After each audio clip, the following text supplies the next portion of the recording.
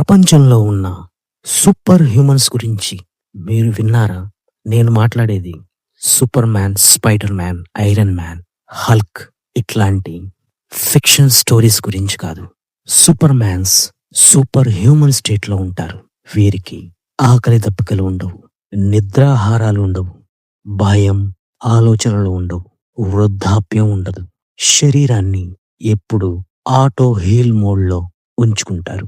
వీరికి దివ్య దృష్టి, దూరదర్శనం, అంతర్దృష్టి, కాలదర్శనం, సూక్ష్మలోకాల దర్శనం, ఇంకా ఎన్నో మానవాతీత శక్తులుంటాయి. ఈ స్థితిని సూపర్ హ్యూమన్ స్టేట్ అంటారు. ఇది ఎలా సాధ్యం? దీని గురించి ఎక్కడ వ్రాయబడింది? మనస్సు ఒకే బిందువుపై నిలిచితే సిద్ధులు కలుగుతాయి అని పతాంజలి యోగ సూత్రాలలో వ్రాయబడి ఉంది. ఈ స్థితిలోనే దూరదర్శనం, అంతర్దృష్టి, కాలదర్శనం, సూక్ష్మలోకాల దర్శనం చేయవచ్చని చెప్పబడింది. ఈ స్థితి మన శరీరంలో దాగి ఉన్న ఒక రహస్య దైవిక మార్గాన్ని యాక్టివ్ చేస్తే మనిషి సాధారణ స్థితి నుంచి సూపర్ హ్యూమన్ స్టేట్లోకి ప్రవేశిస్తాడు. యోగ గ్రంథాలు దీనిని మోక్ష ద్వారం అని పిలిచారు. సిద్ధులు దీనిని కాలజయం అన్నారు. సైన్స్ ఈ స్థితిని సూపర్ కాన్షియస్ స్టేట్ అంటుంది. అసలు ఆ మార్గం ఏమిటి? ఆ మార్గం ఎక్కడుంది? ఆ మార్గాన్ని ఎలా సక్రియం చేయాలి? ఈ మహారహస్యాన్ని ఈ వీడియోలో పూర్తిగా తెలుసుకుందాం. ఇప్పుడు మనం చెప్పుకున్న సూపర్ హ్యూమన్ స్టేట్ ప్రధానంగా లోతుగా యోగా, తంత్రం, ఉపనిషత్తు సంప్రదాయాలలో కనిపిస్తుంది. ఈ సూపర్ హ్యూమన్ స్టేట్ గురించి ముఖ్యంగా కొన్ని ప్రామాణిక గ్రంథాలలో రాయబడి ఉంది. వాటిలో హఠయోగా ప్రదీపిక, శివ సంహిత, ఘేరండ సంహిత, యోగ కుండలిని ఉపనిషత్, శాండిల్య ఉపనిషత్, గోరక్ష శతకం, సత్చక్ర నిరూపణ మరియు శాస్త్రీయ ఆధునిక వ్యాఖ్యానాలలో ముఖ్యమైన ద సర్పెంట్ పవర్, ఇవన్నీ మనిషి దేవునిగా మారే మార్గాలను మనకు వివరించారు. ఆ మార్గం వెంట మూలాధార, స్వాదిష్టాన, మణిపుర, అనాహత, విశుద్ధ, ఆజ్న, సహస్రార చక్రాలు మేల్కొంటాయని మన ప్రాచీన గ్రంథాలలో కనిపించిన అనిమ సిద్ధి, మహిమ సిద్ధి, గరిమ సిద్ధి, లగిమ, ప్రాప్తి, ప్రాకామ్య, ఈశత్వ, వసిత్వ అనే అష్టసిద్ధులు వరంలా లభిస్తాయని, ఆ మార్గం మన వెన్నులోనే నిక్షిప్తమై ఉందని, ఆ మార్గం కుండలినిని పైకి ఎత్తే మార్గంగా మన వెన్నులోనే ఉన్న ముఖ్యమైన నాడి సుషుమ్నా నాడి. మనం ఎన్నో వీడియోస్లో ఇడా నాడి, పింగళా నాడి మరియు సుషుమ్నా నాడుల గురించి చెప్పుకున్నాం. ఈ వీడియోలో సుషుమ్నా నాడి సక్రియం చేస్తే వచ్చే లేదా మనిషి పొందే శక్తులు, ఈ నాడిని ఎలా సక్రియం చేయాలో, ఎలా శుద్ధి చేయాలో ఇప్పుడు మనం తెలుసుకుందాం. హఠయోగా ప్రదీపిక అనగా హఠ అనగా హా అనగా సూర్యశక్తి, ఠా లేక తా అనగా చంద్రశక్తి. ఈ హఠయోగా ప్రదీపికలో పూర్తిగా కేవలం ఇడా, పింగళ, సుషుమ్నా నాడుల గురించి మాత్రమే ఉంటుంది. అలాగే శివ సంహిత అనే గ్రంథంలో శివ అనగా సుషుమ్నా నాడి. ప్రీవియస్ వీడియోస్లో మనం ఈషా, ఈష్, షు ఈ మూడింటిని ఇడా, పింగళ, సుషుమ్నా నాడులుగా పిలుస్తారని చెప్పుకుందాం. ఇక్కడ శివ సంహిత అంటే శివ్ అనగా సుషుమ్నా నాడి, అంటే ఇడా, పింగళ రెండు నాడుల కలయిక, సమూహము అని అర్థం. న్యూరో సైన్స్ లో ఇడా నాడిని నెగటివ్ పోల్గా, పింగళా నాడిని పాజిటివ్ పోల్గా చెప్తారు. ఇడా నాడిని హైపర్ పోలరైజేషన్, నెగటివ్ షిఫ్ట్ అంటారు. పింగళా నాడిని డీపోలరైజేషన్, పాజిటివ్ షిఫ్ట్ అంటారు. ఇడా నాడి లెఫ్ట్ ఎనర్జీ ఛానల్. ఇది శాంతి, కూలింగ్ ఎనర్జీ, మానసిక స్థిరత్వం, భావ నియంత్రణ కలిగిస్తుంది. పింగళా నాడి రైట్ ఎనర్జీ ఛానల్, ఉష్ణత, శక్తి, యాక్టివిటీ, మెదడు చురుకుతనం కలిగిస్తుంది. ఇక మూడవ నాడి సుషుమ్నా నాడి, సెంట్రల్ ఛానల్. ఇది అపాన వాయువు పైకి లేచే ప్రారంభ దశ.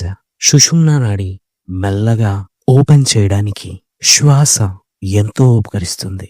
సుషుమ్నా నాడి మనస్సు స్థిరత్వాన్ని, ఆలోచనలు శాంతంగా ఉండడానికి, ధ్యానం సహజంగా జరగడానికి, సమాధి దశను సులభంగా పొందడానికి ఎన్నో ఆసనాలు కూడా ఉన్నాయి. దీనినే రాజయోగ ద్వారం అని కూడా అంటారు. శ్వాస ద్వారా సుషుమ్నా నాడిని యాక్టివ్ చేసినప్పుడు సెంట్రల్ ఎనర్జీ ఛానల్ యాక్టివేషన్ అవుతుంది, స్పైనల్ కార్డ్ స్ట్రెచ్ అవుతుంది, ఆటోనామిక్ నర్వస్ సిస్టమ్ బ్యాలెన్స్ అవుతుంది, వేగాస్ నర్వ్ కూడా యాక్టివేట్ అవుతుంది.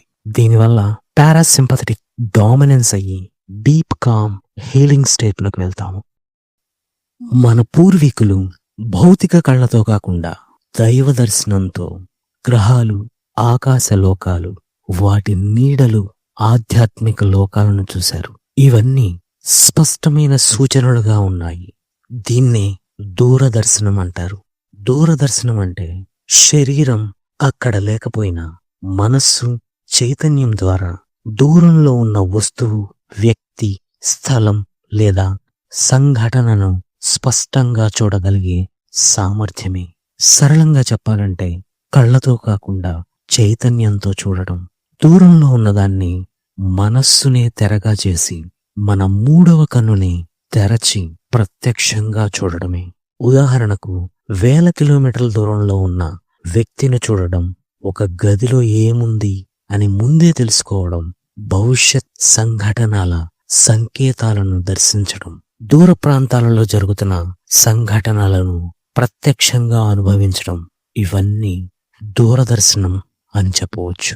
ఇది ఎలా సాధ్యమంటే సుషుమ్నా నాడి మరియు ఆజ్నా చక్రం యాక్టివ్ అయితే మెదడు beta, alpha, theta, gamma coherent స్థితిలోకి వెళ్తుంది. అప్పుడు సూపర్ కాన్షియస్ అవగాహన ఓపెన్ అవుతుంది. అప్పుడు స్థలం, కాలం, దూరం అనే పరిమితులు కరిగిపోతాయి. యోగ శాస్త్రం ఏమంటుందంటే దివ్య దృష్టి, సూక్ష్మ దర్శనం, యోగ దృష్టి. పతాంజలి యోగ సూత్రాల్లో దీనిని సిద్ధిగా వర్ణించారు. సైన్స్ ఏమంటుందంటే remote viewing, extra sensory perception, ESP అంటారు. అమెరికా ప్రభుత్వం కూడా CIA స్టార్ గేట్ ప్రాజెక్ట్ ద్వారా దీన్ని రహస్యంగా పరిశీలించింది. దూరదర్శనం అనుభవం ఎలా ఉంటుంది? సాధకులు చెబుతున్న ప్రకారం లోపల ఒక లైవ్ సినిమాలాగా దర్శనం కల కాదు, మెలకువలోనే చాలా స్పష్టంగా కనిపిస్తుంది. ఇది సాధనతో సహజంగా వచ్చే శక్తి. దీని అసలు లక్ష్యం మోక్షం మరియు ఆత్మజ్ఞానం. కళ్ళతో కాదు, చైతన్యంతో చూడగల శక్తిని దూరదర్శనం అంటారు. దీనిని పతాంజలి మహర్షి సూత్రం ప్రత్యేక దానత ధ్యానం అని చెప్పారు. అంటే మనస్సు ఒకే బిందువుపై నిలిచితే సిద్ధులు కలుగుతాయి. ఇందులో చెప్పిన ముఖ్య సిద్ధులే దూరదర్శనం, అంతర్దృష్టి, కాలదర్శనం, సూక్ష్మలోకాల దర్శనం. ఇప్పుడు సుషుమ్నా నాడిని ఎలా సక్రియం చేయాలో, దీనికి ఉపకరించే ప్రత్యేక శ్వాస పద్ధతి మరియు ఆసనాలు ఏమిటో తెలుసుకుందాం. సుషుమ్నా నాడి సాధారణ మానవుల్లో కేవలం 2 నిమిషాల నుంచి 5 నిమిషాలు మాత్రమే యాక్టివ్లో ఉంటుంది.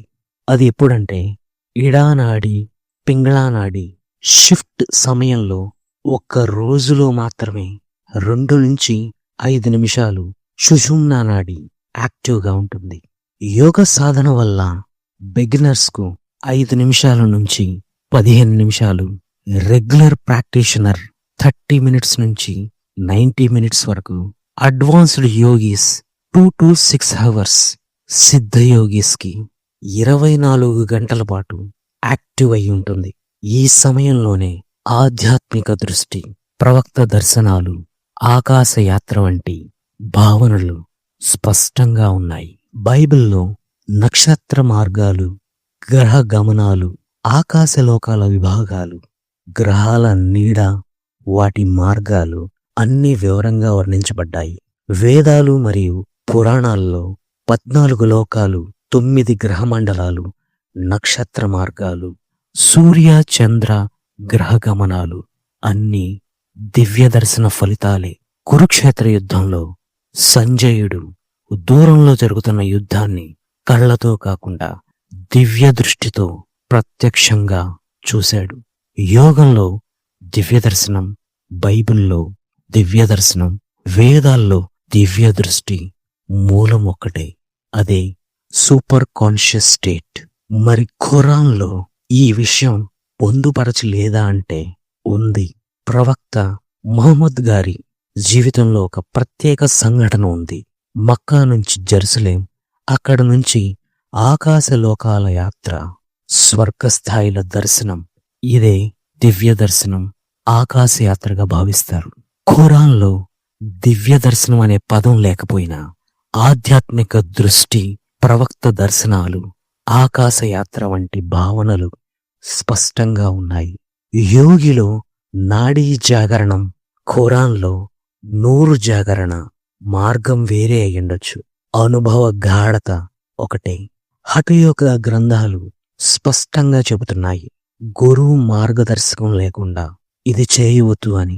హఠయోగా ప్రకారం ఆసనాలు, నాడీ శుద్ధి, ప్రాణాయామం, ఇడా పింగళ సమతుల్యం, నాడీ శోధన, అనులోమ విలోమ, సమవృత్తి ప్రాణాయామం, పద్మాసనం, సిద్ధాసనం, స్వస్తికాసనం మరియు వెన్నుముక నేరుగా ఉండే విధానాలు, అపాన వాయువు, మూలబంధం, ఉద్యాన బంధం, జలంధర బంధం, ముద్రలలో శక్తి ముద్ర, మహాముద్ర, మహాబంధ, మహావేద, ఇవన్నీ సుషుమ్నా నాడి మార్గంలో శుద్ధిని, కుండలిని, జాగృతిని, దివ్య జ్ఞానాన్ని అందించడంలో ఉపకరిస్తాయి. ఇప్పుడు చెప్పిన అన్ని ప్రాణాయామాలు మన ఛానల్లో ఉన్నాయి, తప్పకుండా చూడండి.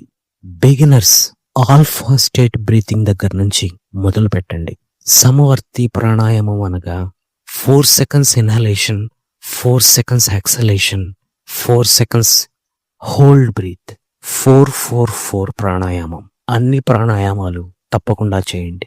ప్రాణాయామానికి 21 రోజుల వ్యవధి తీసుకోండి. ఈ సూపర్ హ్యూమన్ స్టేట్ రావడానికి ఒక్కరోజో 21 రోజులో సరిపోదు.